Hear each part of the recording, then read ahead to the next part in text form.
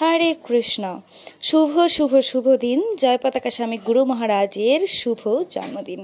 গুরু মহারাজের ৭৬তম ব্যাস পূজা অনুষ্ঠিত হবে ৮ই এপ্রিল।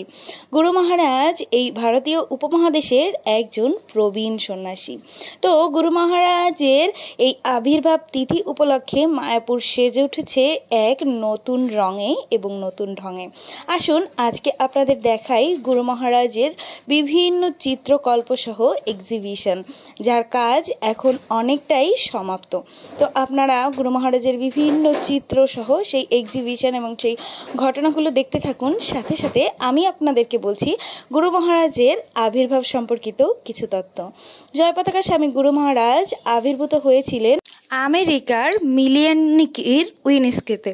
তো গুরু মহারাজ আবির্ভূত হয়েছিলেন 1949 সালে। এরপরে আবির্ভূত হওয়ার সময় গুরু মহারাজের নাম ছিল জন গর্ডন, এবং গুরু মহারাজ পরবর্তীতে ছোটবেলা থেকেই ছিলেন প্রচণ্ড মেধাবী, এবং তিনি এক উচ্চ সম্ভ্রান্ত পরিবারে জন্মগ্রহণ করার পরেও আধ্যাত্মিক বিষয়ে তার ছিল প্রবল ঝোঁক, এবং তিনি সেই আধ্যাত্মিক বিষয় সম্পর্কে অবগত হওয়ার জন্য ভগবানের খোঁজ করছিলেন। এবং পরবর্তীতে তার পরিচয় হয় শ্রীল প্রভুপাদের সাথে। ইসকনের প্রতিষ্ঠাতা আচার্য প্রভুপাদের সান্নিধ্যে এসে গুরু মহারাজ নিজেকে পরিবর্তন করে ফেলেন, এবং পরবর্তীতে তিনি সেখান থেকে দীক্ষাপ্রাপ্ত হন, এবং মাত্র 21 বছর বয়সে 1970 সালে তিনি সন্ন্যাস দীক্ষাও গ্রহণ করেন। তখন প্রভুপাদ তার নাম প্রদান করেন জয় পতাকা স্বামী গুরু মহারাজ। এবং এই যে জয় পতাকা, এই নামের অর্থ হচ্ছে তিনি বহন করবেন বিজয় পতাকা। কোন বিষয়ের বিজয়? হরে কৃষ্ণ আন্দোলন যেটি শুরু করেছিলেন স্বয়ং চৈতন্য মহাপ্রভু, সেই আন্দোলনের গতিকে আরও ত্বরান্বিত করবেন। এবং চৈতন্য মহাপ্রভু যে বলে গেছেন, পৃথিবীতে আছে যত নগরাদি গ্রাম, সর্বত্র প্রচার হইবে মোর এই নাম।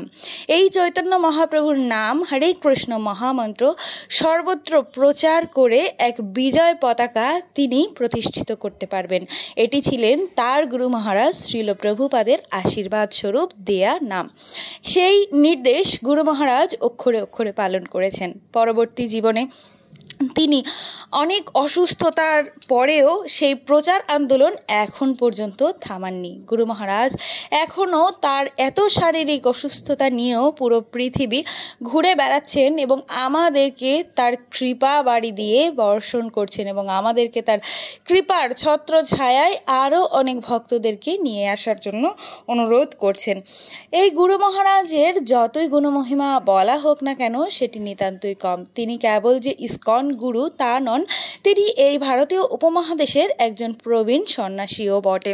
এজন্য গুরু মহারাজকে ইসকনের বাইরের অনেক মানুষও অনেক সম্মান প্রদর্শন করেন। গুরু মহারাজকে প্রভুপাদ অনেক ভালোবেসে একটি ধাম প্রদান করেছিলেন। সেই ধামটি হচ্ছে মায়াপুর ধাম। তখন মায়াপুর ধামের এত উন্নতি সাধন তো দূরের কথা, কোনো কিছুই সেখানে ছিল না। কেবল প্রভুপাদ জানতে পেরেছিলেন যে এটি চৈতন্য মহাপ্রভুর আবির্ভাব স্থান। চৈতন্য মহাপ্রভুর আবির্ভাব স্থানকে আরও মানুষের কাছে পৌঁছে দিতে তিনি অক্লান্ত পরিশ্রম করে গেছেন।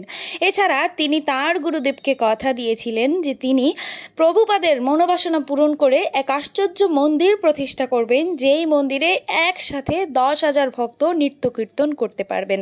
সেই লক্ষ্যে গুরু মহারাজ প্রতিষ্ঠা করতে চলেছেন টিওভিপি, যা বর্তমানে অনেক দর্শনার্থীদের দর্শন স্থানও হয়ে উঠেছে। খুব অতি শীঘ্রই সেই মন্দিরের প্রতিষ্ঠাও হতে চলেছে। হরে কৃষ্ণ।